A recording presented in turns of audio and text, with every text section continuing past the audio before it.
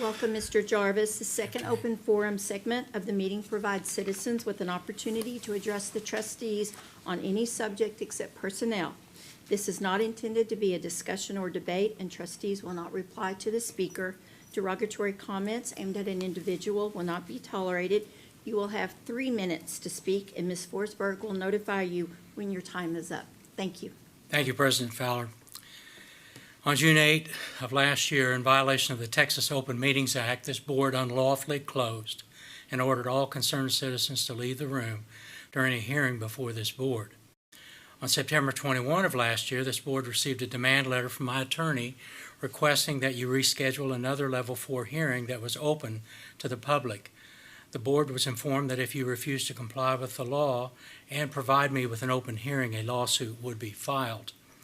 We also informed the board if you gave me an open hearing, no lawsuit would be filed. You ignored the demand letter and refused to give me a new hearing open to the public. Today, this morning, a lawsuit was filed, naming AISD and each board member as defendants in the lawsuit.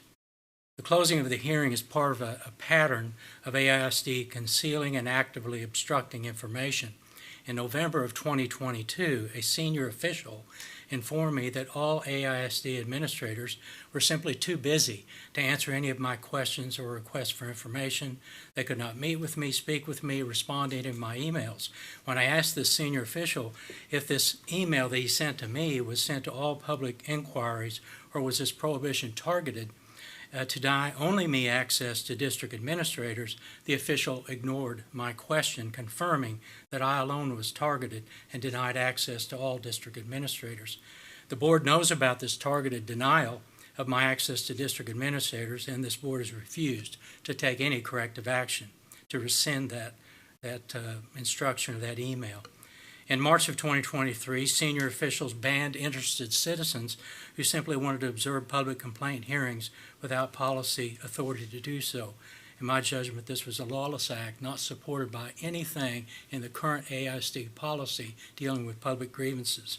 Section 551.007 of the Texas Government Code states that a government body may not prohibit public criticism of the government body by closing the board meeting, as you did on June 8. By doing so, you prohibited public criticism of the board's lack of oversight on moral issues of great importance to the public.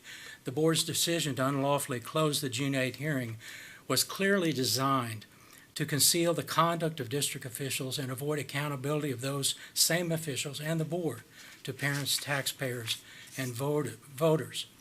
For the past 14 months, I've submitted at least 17 grievances, and every grievance was preceded by an email to every member of this board. Without exception, every time I sent an email, this board ignored the email, would not respond, would not provide information, answer questions.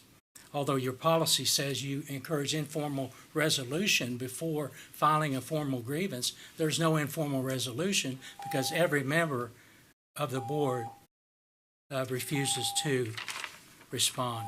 Thank you. By the way, I've got copies of the lawsuit right here for the President Fowler or Attorney Eichelbaum. Thank you. Thank you, Mr. Jarvis.